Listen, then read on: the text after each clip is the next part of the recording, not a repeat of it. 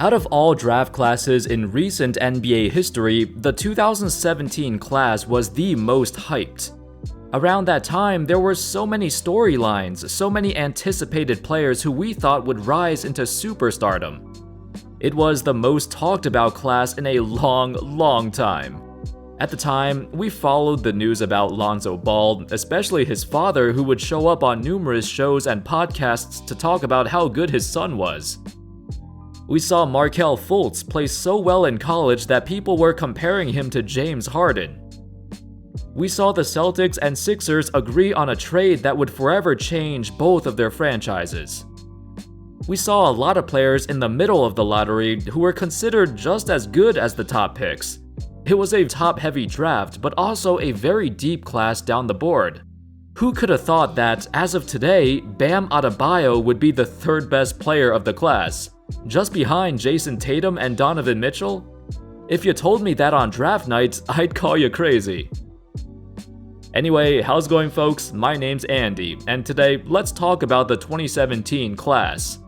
More specifically, the lottery picks, the top 14 picks, and how bad they've been collectively. A draft that was considered to have super high expectations turned out to be this catastrophic mess. So first, we gotta talk about the top 2 picks of the class, the 2 guys who drew the most attention prior to draft night, Markelle Fultz and Lonzo Ball. The debate between Fultz and Ball going number 1, it was a very interesting one. You had 2 point guards on the completely opposite end of the spectrum. Fultz was kinda like a Russell Westbrook-James Harden hybrid, while Lonzo drew comparisons to Jason Kidd or Steve Nash, and his shooting prowess and range was compared to Steph Curry. That turned out to be a joke. Fultz landed in Philly after the Celtics traded his pick for Tatum, and at this point, we believed he was the final piece to the Sixers process. Although we weren't too sure of how he'd fit alongside Simmons, in the eyes of the Sixers front office, Fultz was the consensus best player, and you pick him regardless of need. But imagine if Philly had Tatum instead. Yeesh, that's nasty.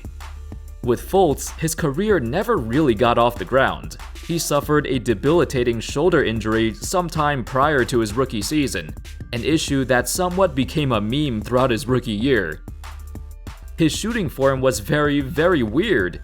It looked a lot different compared to college, and most people believed he was relearning how to shoot.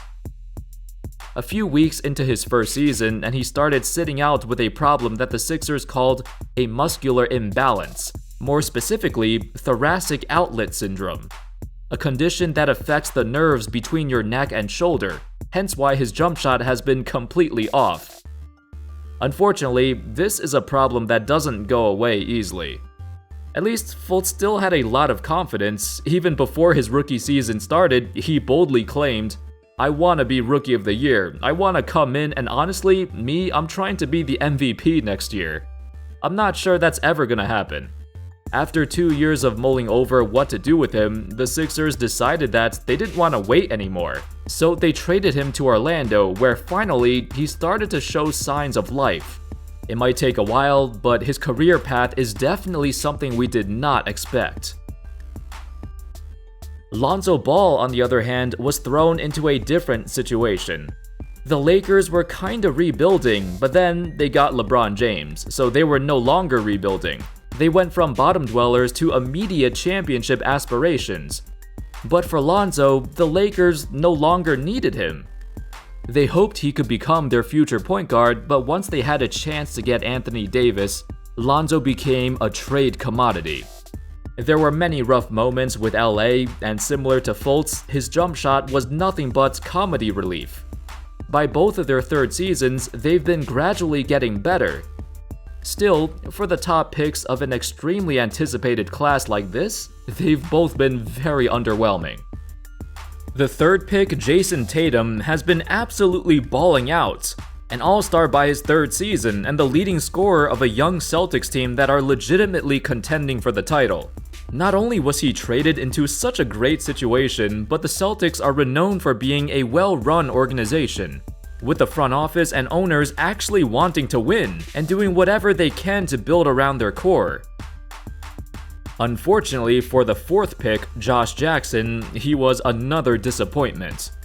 It wasn't due to injuries either. Jackson flat out failed himself. Even a few months prior to the draft, Jackson was caught vandalizing a car, and the person inside accused him of threatening to beat her up. He got arrested again a few years into his NBA career, then got suspended while playing for the Grizzlies G League team. I mean, if the 4th pick of the class has to play in the G League in the first place, it's pretty concerning. Jackson showed flashes of defensive potential, but offensively, he hasn't gotten any better since his rookie year. The lack of motivation, the off-court problems, the lack of improvement, there's zero sign of him getting any better.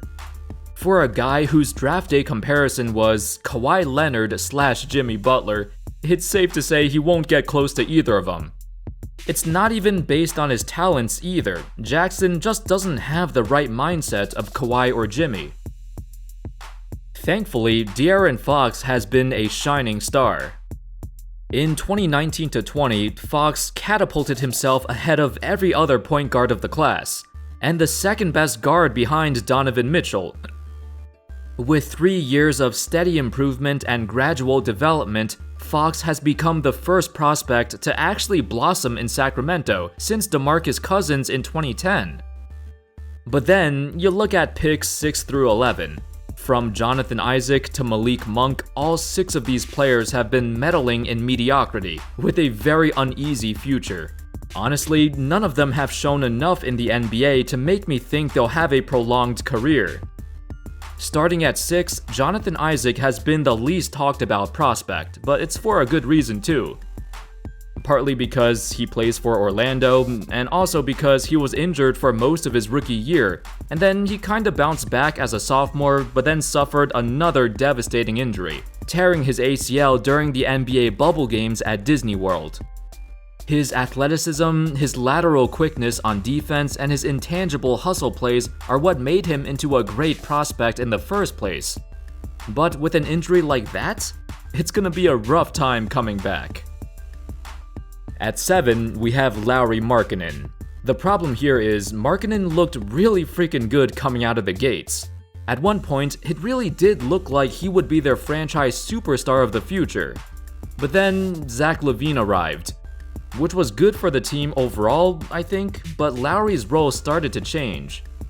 By his 3rd season, he transitioned into primarily a 3-point shooter, and not the same guy we saw in years past. 2019-20 was supposed to be his breakout year, but instead, the team's offense shifted away from him. At the 8th pick, Frank Ntilikina's career stagnated quickly, especially for a guy once touted as the next Mike Conley for his stable, reliable point guard play and defensive presence. Perhaps that comparison was far out of reach. If Ntilikina did not play in New York, he'd be a complete non-factor. Nobody would even notice him. With the New York spotlight on him, he hasn't shown much progress. Every season, he shot under 40% from the field, and despite ample opportunities to slot in as the starting point guard, there weren't many bright spots to be seen. Dennis Smith Jr. Well, after an alright rookie year with Dallas, the arrival of Luka Doncic made the Mavs realize that the two of them weren't gonna work out. Off the court, they got along fine, but on the court, the chemistry was just not there. And it was obvious from the very first day that Luka was better than DSJ. The 2020 season smacked him in the face, as he put up abysmal stats across the board. He attracted a ton of boos and disgruntled fans pissed off that the Knicks traded Porzingis for him. According to an unknown source, a Western Conference executive had this to say about Smith. In short, Dennis is gifted but clueless. He's supremely athletic and can be a gifted scorer as an attack-style ball handler, but he's an average shooter and a non-passer, and doesn't have a clue how to make others better. Plus, he's an indifferent defender, meaning when the mood strikes him. From the looks of it, that seems about right. At 10 and 11, there's Zach Collins and Malik Monk, 2 role players who are still trying to fit into their respective teams. While the Blazers knew Collins was a project when they drafted him, Malik Monk was a star at Kentucky. A 20 points per game scorer, the first option on a team that went 32-5, reaching the Elite 8. On the Hornets though, his playing time has been inconsistent and he hasn't cracked the starting rotation. The team favors other young prospects over him. Picks 12 to 14 include Luke Kennard, Donovan Mitchell, and Bam Adebayo. Despite being at the bottom of the lottery, they've made significant improvements since entering the league. It's actually very unexpected that the three of them would be so much better than so many players drafted ahead of them. That sums up the lottery picks of the class, but even if you go down the draft board, you see other once hyped prospects like Harry Giles and TJ Leaf both see their careers going nowhere. It's a shame to see so much unfulfilled potential. Overall, this class has looked so shaky, so inconsistent, and for a draft with so many expectations, collectively they've drastically underachieved. Let me know your thoughts on this class. If you've been around back then, you know how excited everyone was. Yet, years have gone by and very few players have something to show for it. Outside of a handful of guys, the rest of the first round has been pretty bad.